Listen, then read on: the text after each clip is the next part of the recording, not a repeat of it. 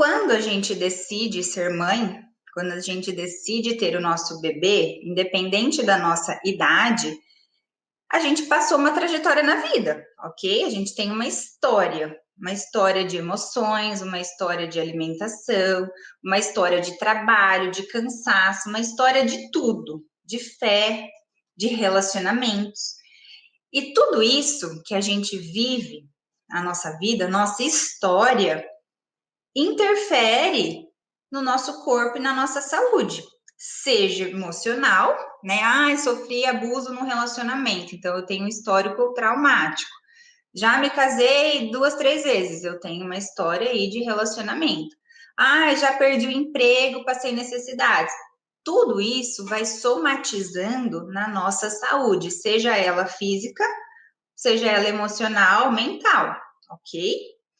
Independente, então, da idade que você está, tudo que você vivencia ao longo da sua história, da sua vida, a gente chama de epigenética, que é o que o meio ambiente, né? O meio ambiente do trabalho, o meio ambiente familiar, o meio ambiente das minhas relações, ou até mesmo ali do que eu como, com quem eu como, o que eu penso quando eu como, os exercícios que eu faço, o peso que eu ganho. Tudo isso que acontece todos os dias influencia e impacta na minha saúde. E, consequentemente, talvez vocês não sabiam, na fertilidade. Estão comigo até aqui? Que a história, nossa história de vida, impacta na nossa fertilidade, certo? Independente se você tem 20 anos, ou 35 ou 40. Você pode ter 25 anos e ter sofrido abuso, trauma, ter pesado 150 quilos, que você vai ter impacto na sua fertilidade. Belezinha? Por que acontece a baixa reserva ovariana e por que tanto? Né? Porque tanta gente está tendo uma baixa reserva. Beleza. A partir do momento, então, que eu sou nova e passei um estresse danado, eu tenho uma vida que não é tão saudável, eu posso ter problemas com a minha fertilidade, sim, mesmo não tendo mais que 30 anos. Do mesmo jeito que eu posso ter mais de 40 anos e, obviamente, ter uma taxa ovariana, uma reserva mais baixa, porque eu estou mais velha, ok? Então, nós estamos falando aqui que existe uma dificuldade para engravidar em um grande número de mulheres, mesmo jovens.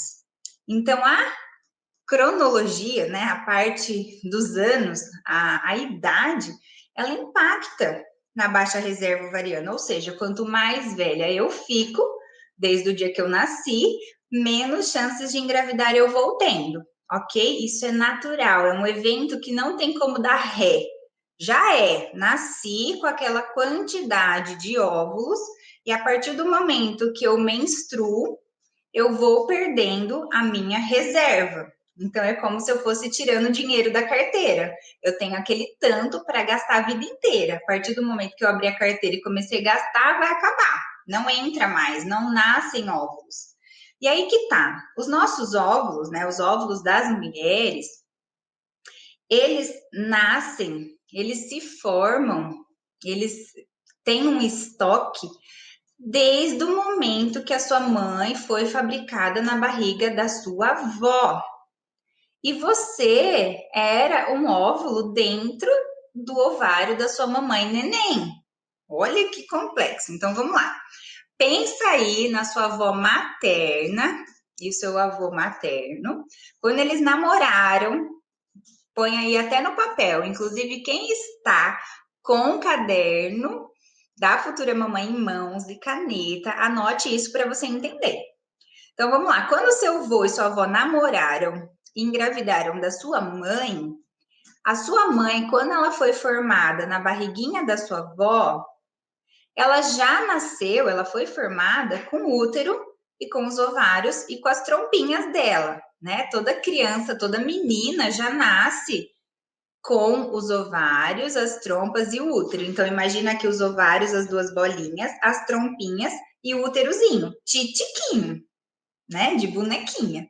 Lá dentro deste ovário da sua mãe, neném, já tinha um óvulo que ia ser você.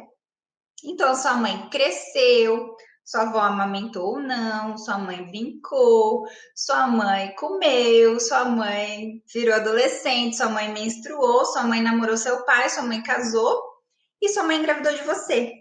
A partir do momento que a sua mãe menstruou na adolescência dela, ela foi liberando óvulos, ela foi ovulando e quando ela não engravidava, ela menstruava, tá? A partir do dia ali que a sua mãe engravidou de você, esse folículo da sua mãe que amadureceu, estourou, ele liberou o ócito, que era você, que juntou com o esperma do seu pai e virou você, ok? Então, metade era da sua mãe e metade veio do seu pai. Quando você estava na barriga da sua mãe, você já foi fabricada com os seus óvulos. Então, quando você nasceu, você já tinha óvulos, tá? Inclusive, o neném que você vai ter, sua filha, se for menina, ela já vai nascer com a genética e com esse carregamento do óvulo que você era lá na barriga da sua mãe. Ou seja, sua mãe vai ser a avó da sua menininha. Deu para entender que pelo menos sua avó, sua mãe e você estão totalmente interligadas e você já tinha essa reserva? Desde quando você nasceu da sua mãe? Eu vou falar de pelo menos 15 causas, anotem aí para vocês prestarem atenção nessas principais 15 causas, por que acontece essa baixa reserva ovariana, né? Então, a partir do momento que você nasceu e não teve um estilo de vida favorável, você vai sofrendo interferência na qualidade da sua reserva. Então, imagina que essa reserva são pérolas, né, preciosas, guardadas aí nas conchas do seu ovário, e que você precisa cuidar com nutrientes, com vitaminas, com minerais, para que elas amadureçam ao longo da sua vida até que você decida engravidar.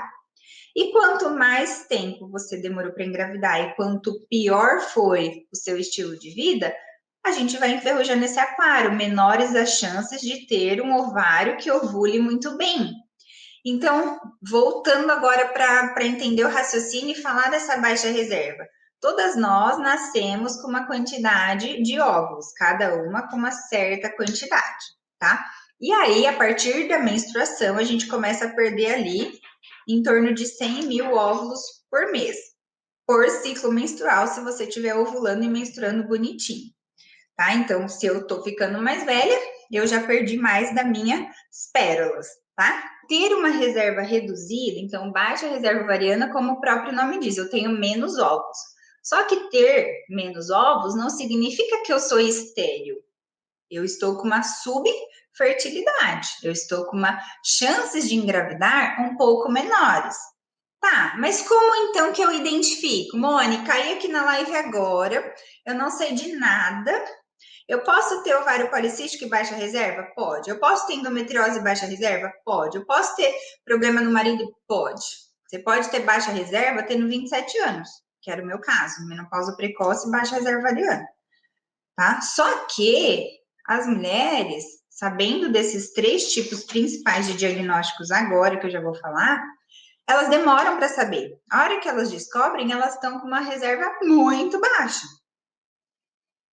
Que por isso que eu tô aqui para ajudar, para resgatar essa potência, né, dos folículos que você ainda tem. Então, a gente não vai fabricar novos folículos, a gente vai encontrar as pérolas, a gente vai limpar as pérolas, a gente vai faxinar as pérolas para que elas fiquem maravilhosas, tá? Isso é possível. Então, vou falar os 3 maiores, os 3 tipos de diagnóstico. Primeira coisa, quando a mulher percebe que o FSH, ou seja, ela colheu o exame de sangue do folículo estimulante, hormônio folículo estimulante, mais ou menos no 3º dia do ciclo menstrual, se o ciclo dela estiver bonitinho, tá? Menstruando, equilibrado e tal, e este FSH começou a ficar alto, tá? Segura as pontas aí antes de colocarem as dúvidas, porque tem inúmeros detalhes, ou seja, a gente vai desmistificar as entrelinhas para vocês não ficarem cheias de grilo na cabeça e achar que não vai ter neném. Muito pelo contrário, eu vou explicar para vocês aqui, tintim por tintim, para vocês entenderem como é possível engravidar mesmo tendo tudo isso, tá bom? Então vamos lá. Detectou um FSH alto, você fala, ai, Mônica, eu tenho tantos anos, tenho 42 anos, meu FSH tá 12. Então, FSH acima de 10, a gente já começa a ver por quê. Porque o ideal é até 10. Ai, Mônica, mas o meu tá 30, o meu tá 70, o meu tá 52. Calma, calma. Um FSH de forma isolada não significa nada. Tem que ver a idade, tem que ver que momento do ciclo que você colheu, tá? Tem que colher de novo para ver se é isso mesmo e tem que entender o que pode ser feito para ele baixar. Ok? Então, não se apeguem aos números e cata o seu exame aí agora e fica desesperada, tá? Então, FSH de 15, 18, 20 e pouco, é possível, tá? É possível engravidar, tá? Então, muita calma nessa hora. Desde que você esteja em idade fértil e reprodutiva, tá? A gente está aqui falando em problemas de baixa fertilidade ou infertilidade ou subfertilidade, que é a mesma coisa, mas com propensões para resgatar essa fertilidade. Só que a gente tem que fazer a nossa parte, ok? Então vamos lá. Então, um dos diagnósticos é o FSH acima de 10. Que mais para juntar o diagnóstico de baixa reserva? Coletar um outro hormônio, que é o antimileriano, o AMH, e esse mileriano estar baixo, tá? Só que o mileriano, ele não é propriamente a contagem das pérolas. Você tem X pérolas. Não. Ele é um perfil, é uma estimativa da sua reserva ovariana, tá? É uma maquiagem ali das pérolas. E este antimileriano, a gente sabe hoje que ele não deve ser coletado quando o seu corpo, sua saúde está enferrujada. Por quê? Porque como ele é um perfil ali das pérolas, vamos pensar que a caixinha das pérolas, vamos pensar que o seu corpo, o seu ovário, tá meio sujo, empoeirado. Eu vou enxergar as pérolas direito? Eu vou conseguir ver como é que estão essas pérolas? Não. Um dos parâmetros que a gente usa bastante é a vitamina D. Se a sua vitamina D tiver menor do que 40, nem colhe muleriano, porque vai dar uma taxa horrível ali. Então, você faz o quê? Você faz as suplementações, você faz a limpeza do seu aquário e a hora que você colhe o muleriano, ele tá melhor. E não é que você aumentou sua reserva, porque isso não aumenta. Você despolui o seu aquário, você limpa aquelas pérolas que estavam mais escondidas no fundo das conchas. Deu para entender? Se deu para entender, põe coração. Se não deu, vocês fazem pergunta, tá? Que mais? Então, se eu colhi um muleriano que deu 001, 008, 034, não é para se desesperar, porque provavelmente você não fez todo o script, todo o checklist para chegar no muleriano e falar, meu Deus, não vou conseguir. Até porque se você tiver um óvulo, se você tiver uma menstruação e uma ovulação, existe chance de engravidar. Então, não se apeguem às taxas de referência e aos cortes de laboratório para não se enforcar e achar que seu sonho foi por água abaixo. Ok? Não deixem isso estragar o seu sonho, tá bom? Até porque a gente tem dentro da limpeza do aquário, dentro do desafio 21 dias, por exemplo, muito trabalho aqui, ó, de estresse, ansiedade, mindset, pensamento positivo. A gente tem que ter inteligência emocional para conhecer o nosso corpo e fazer dele a melhor casinha para o nosso bebê. Mas eu tô velha, todo mundo falou que pra que eu vou engravidar? Para! Bloqueia o que você escuta dos outros, escuta Deus e o seu coração. Então, voltando ao muleriano. Muleriano baixo, teoricamente, a ciência fala que abaixo de 1 tá ruim. Eu amo os meus casos de sucesso, eu tenho trocentos para contar para vocês, vocês podem aí fuçar nas redes sociais, com muitos pacientes com muleriano de 001, de 002, de 004, de 03, 07, tudo abaixo de 1. O meu também era. E daí? E daí que importa que a gente vai ter aquele neném, porque não é 0000, tem alguma coisa ali, entendeu? Agora, uma pessoa que tem um muleriano 4, 3,5, as chances são de que ela tenha ovário policístico, porque as pérolas estão todas enferrujadas, tá? Então, assim, não foca só no exame. Ah, mas e se eu tô com a FSH de 28 mais um Mülleriano de 0,01? Que mais? Vamos ver as outras coisas, vamos ver qual que é a possibilidade de desenferrujar isso aí. Entendeu? Porque tem plano A, plano B, plano C, porque o nosso foco, a nossa meta é chegar no neném. Então a gente vai traçando estratégias, um caminho até dar certo e vai dar certo. É isso que vocês têm que pensar, ok? Então vamos lá. E aí o terceiro diagnóstico é a baixa contagem de folículos antrais no exame de ultrassom. Então você foi no seu médico, fez lá o ultrassom seriado e começou a ter 3 folículos, 1 folículo, 5 folículos. Normalmente o médico vai falar, ó, tem baixa contagem. Mas o que importa não é ter um óvulo. Você não quer um neném? Entende? Você vai pensar que tem que ter um, que não pode ter nenhum. E tem um parênteses aqui muito lindo, que eu amo ensinar vocês a pensar do lado do copo cheio, do lado bom da moeda.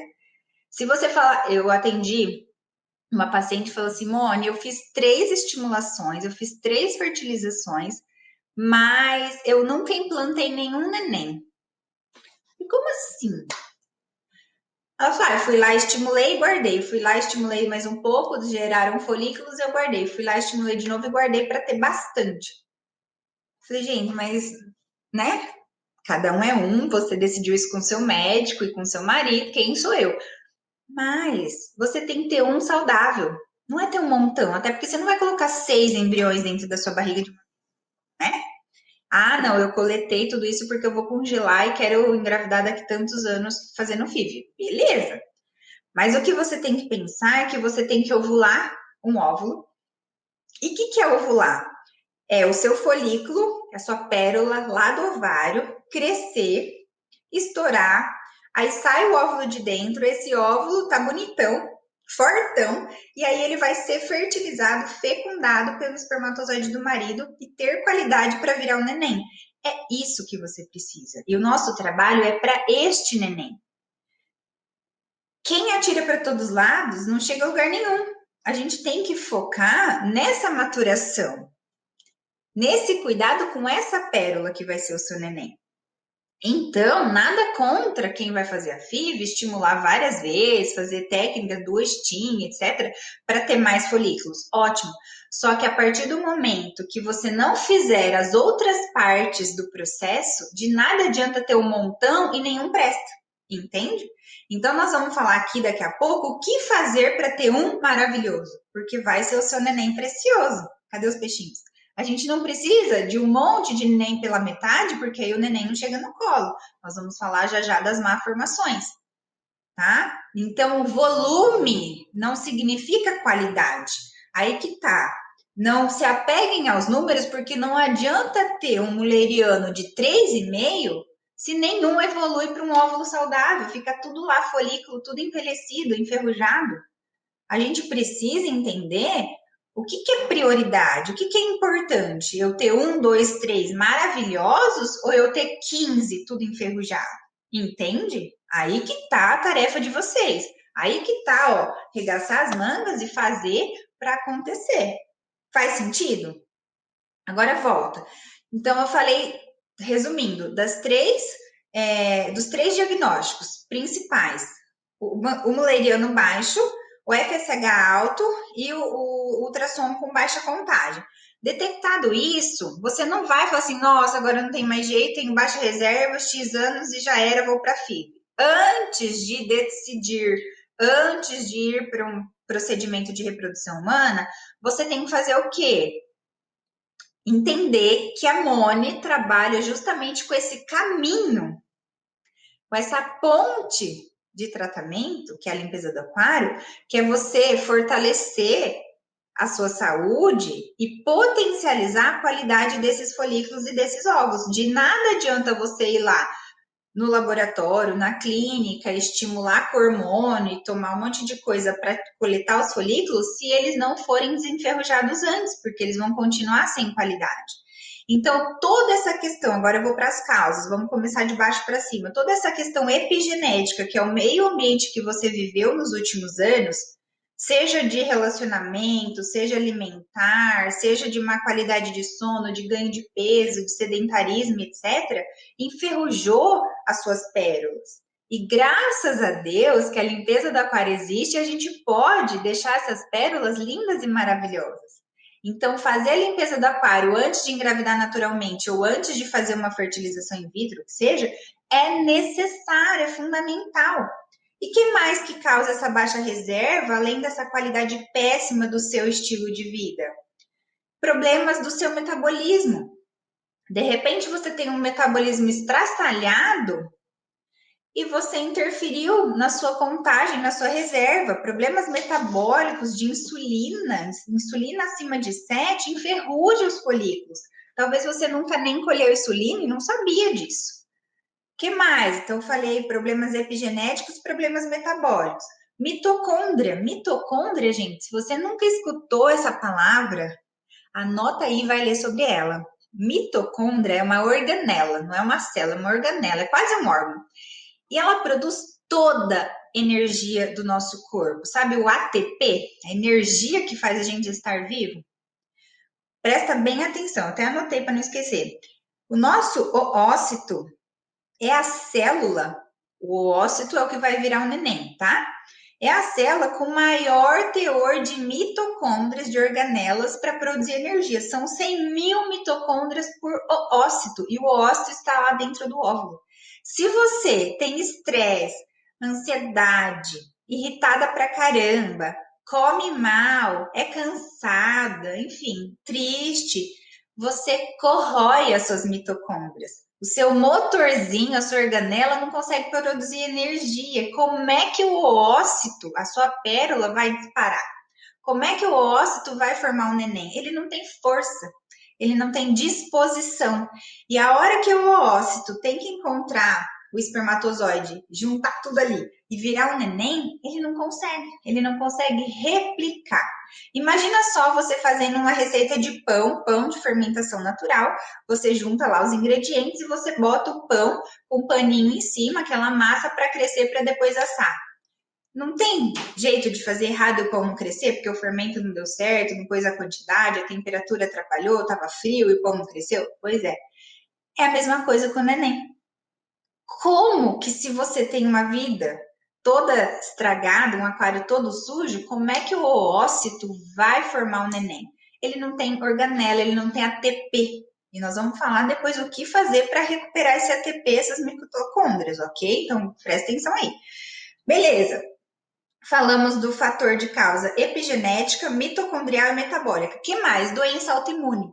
Se você tem um estilo de vida ruim, né? Se você tem imunidade baixa, você tem muito mais facilidade de desenvolver doença autoimune. Seja tireoidiana Hashimoto, seja psoríase, seja, enfim, fibromialgia, seja reumatismo, né? Alterações de FAN no seu exame de sangue, doença autoimune, a parte imunológica, aumenta as chances de você agredir os seus ovários e, consequentemente, a sua reserva ovariana. E é possível tratar as doenças e potencializar esse resgate da saúde do folículo. Entendeu? Quarta causa, então. O que mais? Medicação.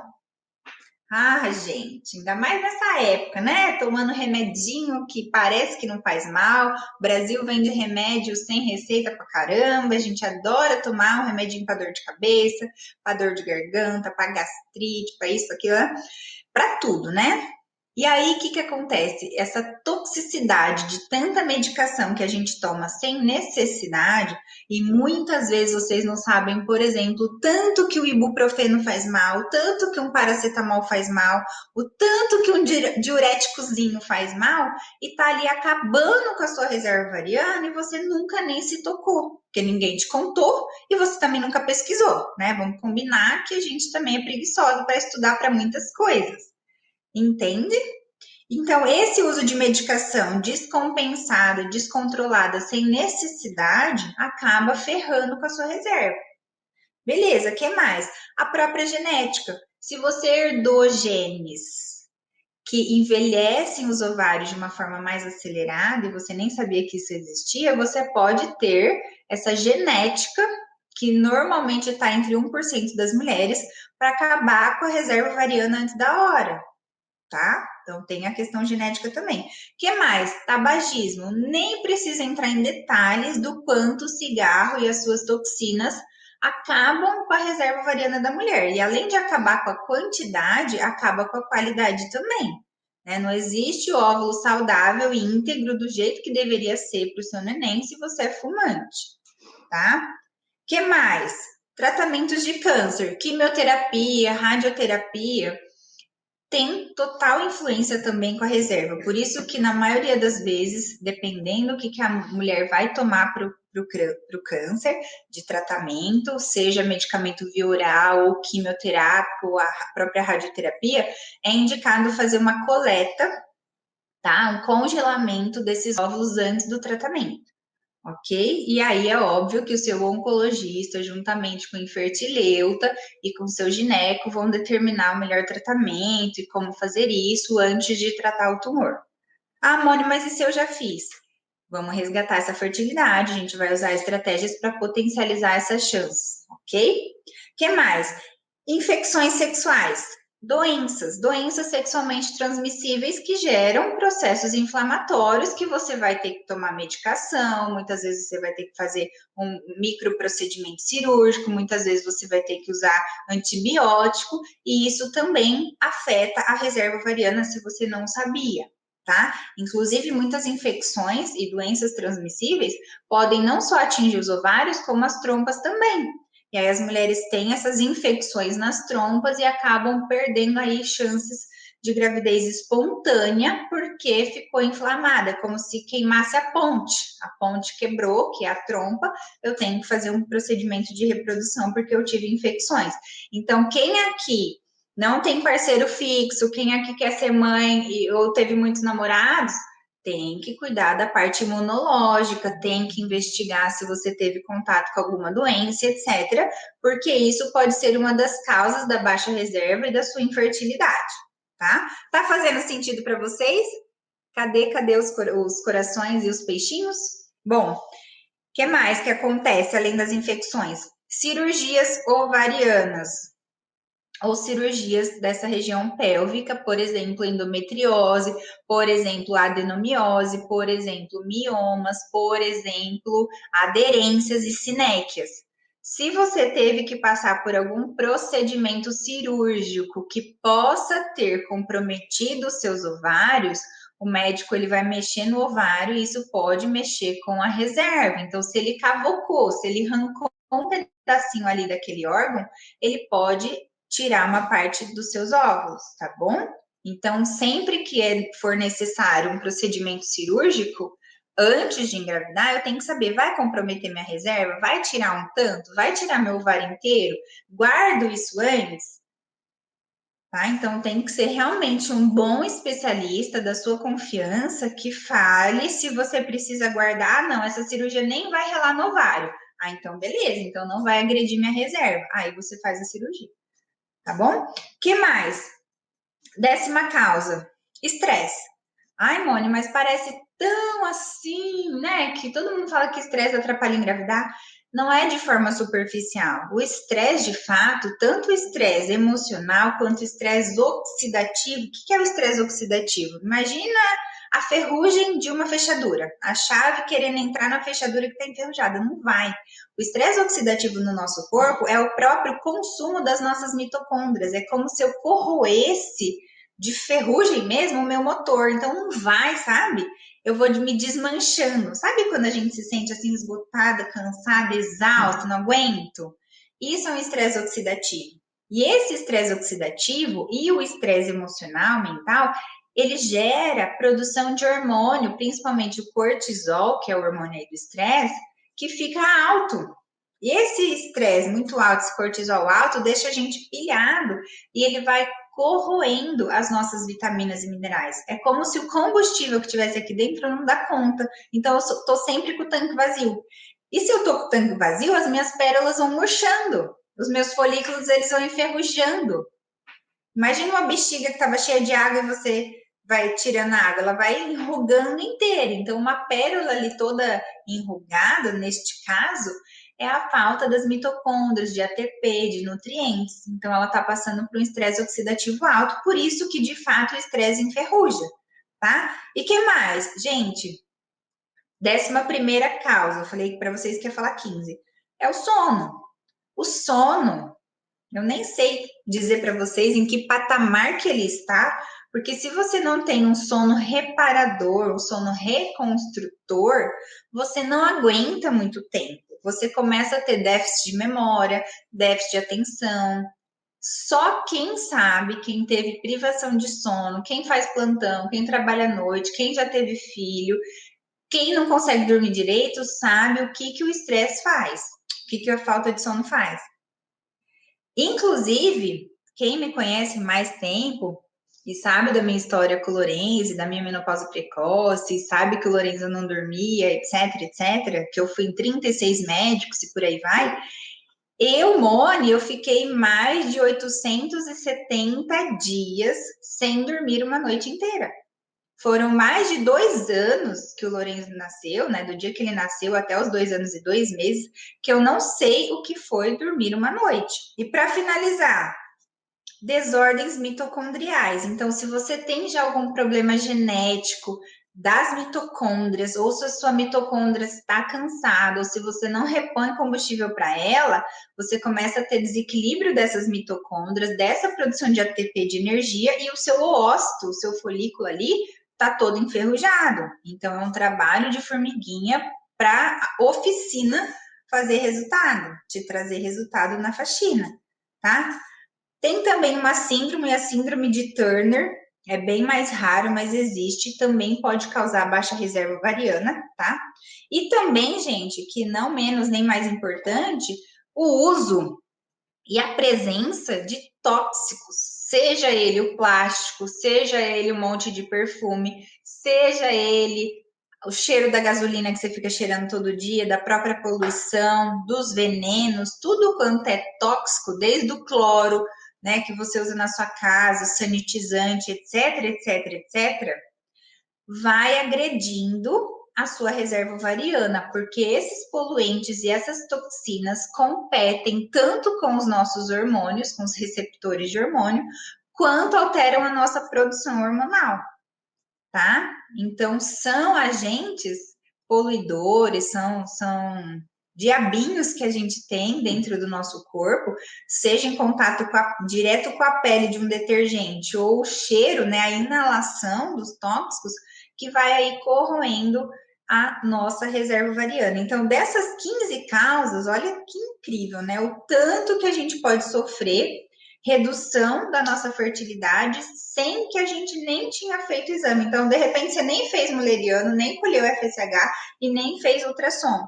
Mas você tá com um monte de problemas, né? De causas possíveis para atrapalhar a sua reserva ovariana e você não sabia.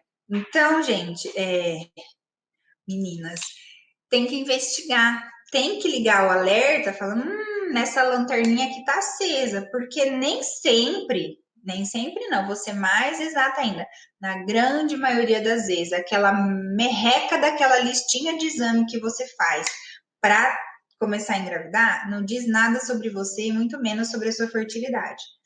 Eu fico realmente pé da vida porque o profissional que investiga ou que vai te ajudar a engravidar pede aquele negocinho assim, não te explica nada, te dá uma única vitamina e fala para você tentar. Pelo amor de Deus, né? Nós estamos em 2021, a gente não pode ficar perdendo tempo, a gente tem que aprender a se preparar para ser mãe. Não dá para querer ser mãe só namorando. Não dá para querer ser mãe só parando anticoncepcional. O evento da gestação, a magia toda, essa química entre o óvulo e o espermatozoide, tem que dar tudo muito certo para o neném chegar, gente. É responsabilidade pra caramba daquele óvulo que estava lá na barriga da sua avó. Chegar até agora, a idade que você tá, e ter saúde. Olha quanto tempo que ele nasceu. Todas as situações aqui têm conserto. Todas as 15 principais causas têm um norte, seja doença autoimune, seja o padrão genético, seja isso ou aquilo, tem como melhorar, e muito, com a limpeza do aquário, porque a limpeza do aquário pega tudo. literalmente tudo, tá? Então vamos lá. Primeira coisa, estilo de vida. Ah, mas o que é o estilo de vida? Eu falo em 12 pilares. 12 pilares dentro dos meus métodos, seja o desafio, seja futura mamãe. Você tem que começar pelo que está mais desequilibrado. Ah, Mônica, minha alimentação tá um fiasco. Começa por ela. Ai, Mônica, o meu sono é o pó. Começa por ele. Ah, não, Mônica, o meu problema é exercício. Não faço. Faça. O que falta para fazer? Inclusive, vai ter um material novinho para quem é aluna do desafio, que eu vou gravar amanhã com um convidado mega especial. Se você não é aluna do desafio, corre que dá tempo.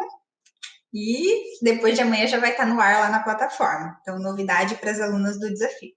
E aí, que mais? Se o seu problema é baixa reserva ovariana e você não fazia suplementação, entenda, não tem como melhorar essa reserva ovariana se você não suplementar. Não tem como você entrar num carro enferrujado se você não mandar ele para a oficina, um carro que deu PT. Se você, né, vamos supor que deu um PT parcial, você tem que pôr na oficina para você poder pegar esse carro e andar. Tem que pôr óleo, água no motor, gasolina, chave, encher o pneu. Então tem que fazer suplementação, tem que usar fitoterápico, não tem como. Então, se você não reservar um pedacinho ali do seu orçamento naquele mês, naqueles próximos meses, para fazer o uso das vitaminas, seja ela, anota aí, coenzima Q10, ácido alfa-lipóico, vitamina E, selênio, zinco, magnésio, vitamina C, não tem como. Não tem como. Entende? Em proporções particulares, individualizadas, lá no desafio eu falo sobre isso, no método Futura Mamãe também, para as alunas, para as pacientes, todas eu falo. Tem taxa, se você vai fazer fertilização, essa quantidade. Se esse exame tá assim, você toma assim, tá? Então, assim, a suplementação para reserva ovariana tem que existir, não tem como, ok? Como é que você vai resgatar uma pérola lá do fundo do baú se você não lavar essa pérola? Se você não, né, dar uma limpadinha nessa pérola, se você não injetar um combustível nela?